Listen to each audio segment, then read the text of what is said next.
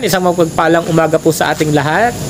Araw ng linggo, November 26 today. Ayan. Pupunta po ako ngayon dun sa magkapatid na nagtitinda po ng fishball. At bibili po tayo ng materyales at ipapagawa po natin bukas kasi wala po magtatrabaho ngayong araw. Ipapagawa po natin yung kanilang tindahan sapagkat ito po butas-butas na at galing po ako sa kanila nung mga nakaraang araw. Hindi raw po sila nakakapagtinda dahil sa ulan. So, para po makatulong po tayo dun sa magkapatid at makapagtinda na sila ng tuloy-tuloy at masuportahan nila ang kanilang pag-aaral. So ngayon po, yung wish po nila na maipagawa po yung bubong ay gagawin po natin. Tara, samahan nyo po ako at bibili po ako ng materyales. Dito na po tayo sa sa JS Steel Hardware. Bibili po tayo ng materyales para po dun sa magkapatid na nagtitinda ng fishball na mga dalagita. Papagawa po natin yung kanilang pwesto, yung kanilang tindahan para po makapagtinda sila ng maayos. So pinuntahan ko po sila kahapon. Ilang araw na daw po silang hindi nakakapagtinda dahil sira-sira na po yung kanilang bubong. So ngayon po bibili po ako ng PVC pamposte po dun sa pwesto ng kanilang tindahan, semento, bakal at coco lumber. Isasabay na po natin ngayon yung coco lumber. Ito po ang aking service na sasakyan. Ito naman po si Baby Donut kasama natin. So sana magkasya itong budget na allocated para po dito sa tindahan ng mga bata. Po.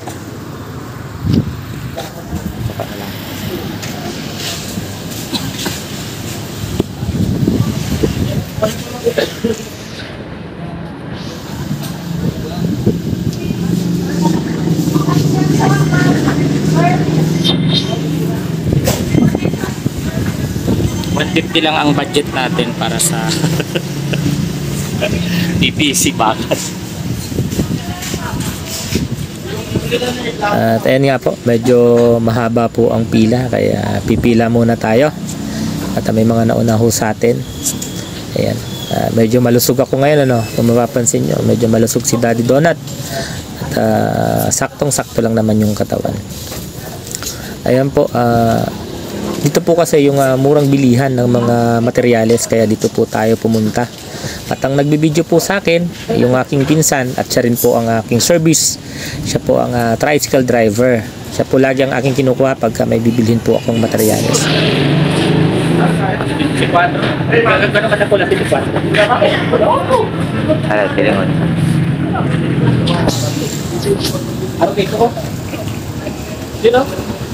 Araw kayo ng D4, yung nasa taas na yan, ang D3. Palagay mo kaya na ng D3? Kaya na siguro yung D3. 2x2x3 ang ilalaag. 2x3? Oo. D4 na kita. Atris ay araw kayo ka, Sige. D4.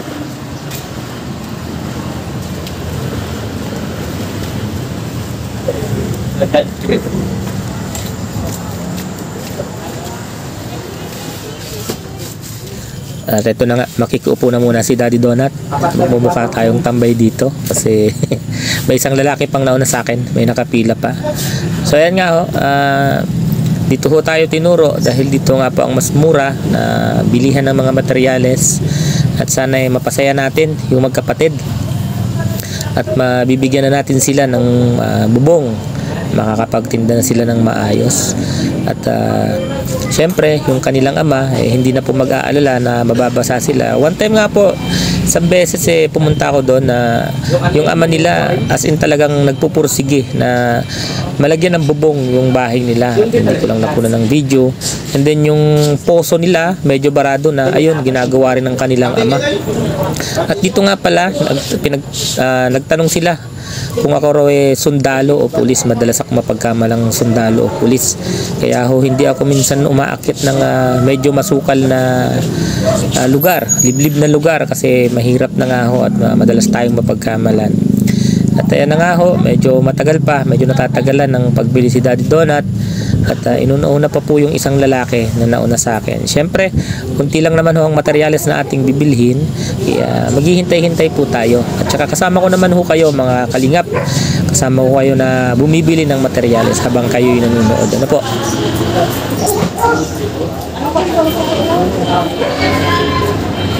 At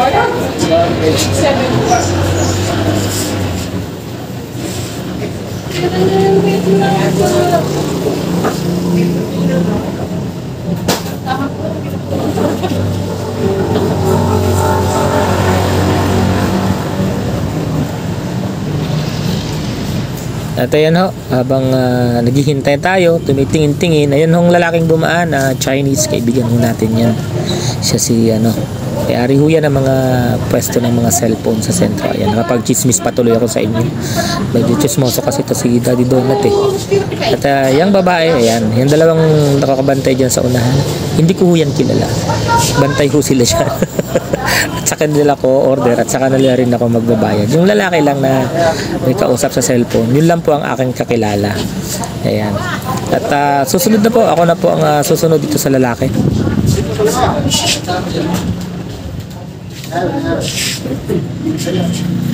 At medyo mahal na pala ngayon yung materyales. Instead po na D4 yung bibilhin ko na PVC, ang binili ko na lang po D3 kasi 600 pesos pala yung D4.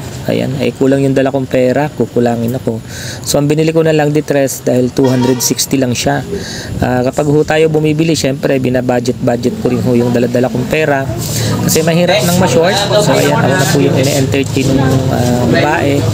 Tayo na po ang pinagbibilan. Nagsusulat na po siya sa resibo kung ano pong aking mga bibilhin. So bibili po ako dyan ng 4 na PVC, 4 na 8mm na bakal, isang semento, at yung coco lumber mamaya na yun.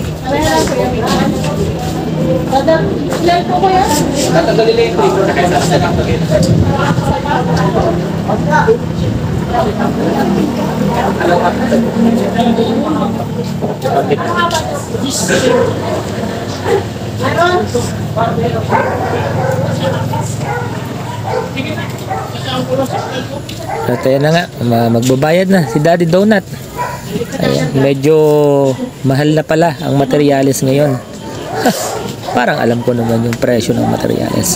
Ngayon lang ho ako bumili ng materyales, kaya hindi ho ako nagmamalay kung magkano na. Bali 2,000 ang una kong binayaran dito sa hardware. Ayan. At syempre bibili pa ho tayo ng coco lumber, magbabayad pa ho tayo dito sa aking service, kaya kailangan i-budget ho natin ang pera na ating daladala para ho bubungan bahay, tindahan pala yung dalawang. At eto na nga ho, isang bag na semento lang ang aking on-order sapagkat yan po ay ipapalaman lamang po dun sa ipoposte natin na PVC. Kaya isang semento lang, and then o-order na lang ho ako ng kalahating kubiko na buhangin. At ito na po ang bakal, bali 4 na bakal. Ayan, pag hati-hatiin lang yan, pagdadalawahin para sakto sa 4 na poste. Ayan, ikakarga na po sa tricycle. At buti na nga lang ho, itong aking pinsan na ito, pinsan ko ho yan, yung driver ng tricycle, anytime pwede ko siyang maarkila at nakaka-discount ho ako dyan, kaya siya ho yung aking laging inaarkila. At ito na yung 4 na PVC. Ayan, medyo konting diferensya lang naman pala yung laki dun sa D4, kaya kinuha ko na. At medyo nakamura si Daddy Donut, medyo nakatipid tayo. Ayan pa yung dalawa, isusunod pa nung isang kuya. At isasakay na rin ho sa tricycle. At ang sunod dyan, mauuna na ho ako, pupunta na ho ako dun sa pagbibila natin ng coco lumber. Ito na po, dito kumukuha na po kami ng coco lumber, and then magbibili na din po ako ng ganito sa kawayan para paglalagyan ng pawid. Ayan po. Ito po, may nakakarga ng 3 2x2, magkakarga po ng 4 na 2x3 by 10. Ayan. Andito po kami malapit sa sa may National Highway. Ayan. Tricycle lang po ang aking service. Wala ho kasing hauler, pero kaya-kaya naman ng tricycle. Ito rin ho yung tricycle na service namin nung kumuha kami ng pawid. So ayan. Magpuputol pa ho yata ng 2x3 by 10. Oo nga, mukhang puputulin pa yung 2x3 by 10. Wala pa palang naka-ready. At eto na nga ho, pinuputol na yung dalawang tabla. Hahatiin lang ho yan para magkagawa po ng 2x3. At wala po ho silang nahati. At sana ano na to, sakto na to dun sa gagawin nating tindahan ng dalawang bata. Ano po, para hindi na rin tayo hindi na rin pala sila mauulanan. At order din po pala ako ng mga kawayan na yan, ayan. Umorder din po ako niyan para hindi na po sila kumuha. 350 lang naman po yan at yan po 50 pieces na yung isang tali po niyan. Napakamura. Kaya umorder na rin ho ako niyan. Maalala mo lang ba pag di ka na mo hihintay ng madaling araw, baka sakaling tumawag ka. Titiis ng ganito pagkat mahal kita. Di sigurado kahit alam ko di sigurado kahit alam ko dahil alam ko lagi sinasabi sa sarili di magtatagal lang, pantasyang pinili kahit mali iibigin ka.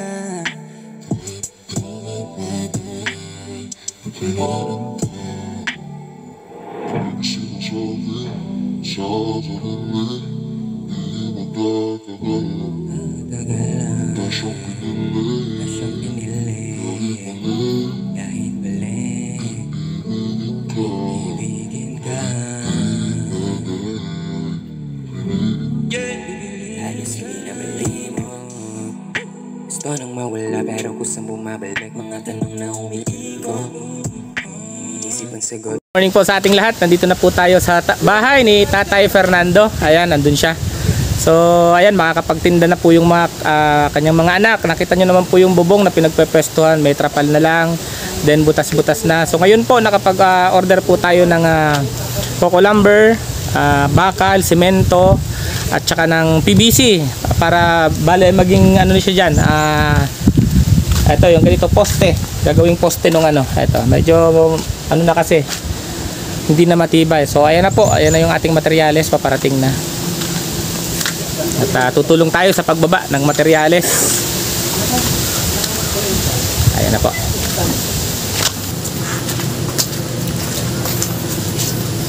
So ayan na po, ibababa na po natin yung mga napamili nating materyales.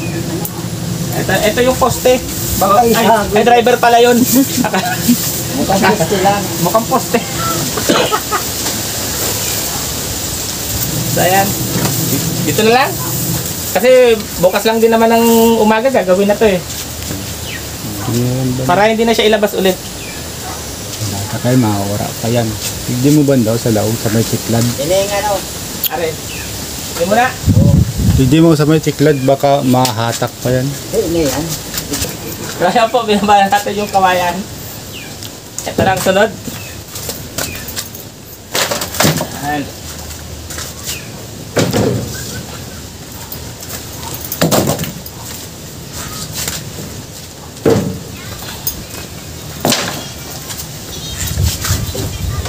Ayan, tulo.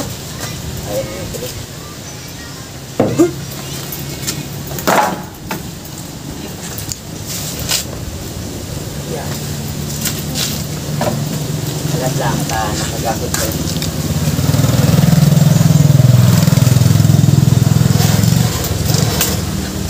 Tingnan sa loob. Ayan.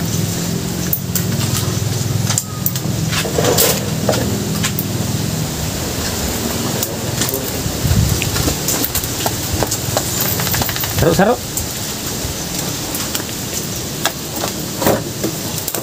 Orang itu sih.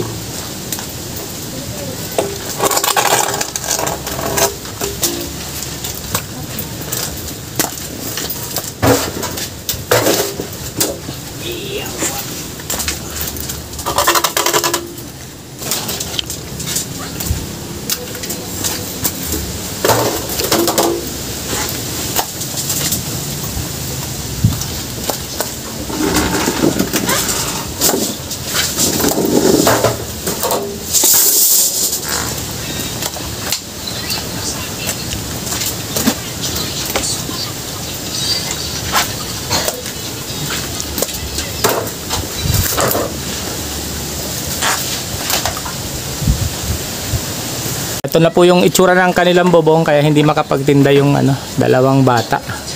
Ayan, grabe. Trapal na lang yung Ayan butas-butas na.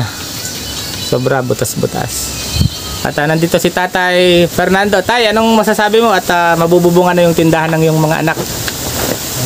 Ako yung nagpapasalamat at mayroong pagkakataong ganito. Malaking biyaya ito para sa aking pamilya. Kahit pa paano may magkakaroon ng income, makapagtinda-tinda dito sa bahay. Ayan po, nag-exercise siya.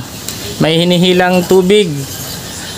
Ayan, exercise siya kasi alam niyo naman, Kailangan ng kumilos, kailangan makapagtrabaho ay. Na-stroke ho siya. Practice lang ba? Practice siya ngayon. So, ayan bukas mapapagawa na ho natin ito. Hindi ho natin ipapagawa ngayon kasi linggo. Siguro wala tayong mahanap na aso magtatrabaho. So ayan po. Ito po ang papagawa natin. Hindi rin ho nakapagtinda ngayon kasi kanina umuulan na umaga. Ngayon lang uminit. Mga bandang mag-aalas 11 na ho ng umaga nang uminit, gumanda ang panahon. So ito po. Ayan. Gi-exercise si tatay para balik alindog daw. Balik alindog. Sayang Tindog. Tatay, pag bumalik sa dati yung katawan mo, anong mga plano mo? Marami na akong plano, marami na rin akong babaguhin sa aking mga plano. Ito ay naging aral sa akin kaya siguro kailangan kong tuparin ang mga dapat kong tuparin. May pagbabago pero kailangan lang. Laban lang Laban lang sa mga naging aral. Pagsubok lang yan. Muli tayong babalik sa labas. Ayan. Labas ng bahay. Para magtrabaho. Para magtrabaho. Hindi para magtambay. Kasi babalik ka sa labas ng bahay, magtatambay lang pala. Para magtrabaho. Dati pong OFW si tatay, kaya alam natin na masipag yan. Ay legit yan. Ayan mga bibi, mayroon na tayong mga materyales papagawa na itong tindahan nyo. Anong masasabi nyo? Maraming salamat po. Parang pamasko na din po ito sa amin. Maagang pamasko Opo, thank you po. Ayan, maraming salamat kay Ate Inday ng Singapore. Siya po ang nag-sponsor nitong pwesto ng dalawang dalagitang ito. At nag-aaral din sila. Ano nang grade mo?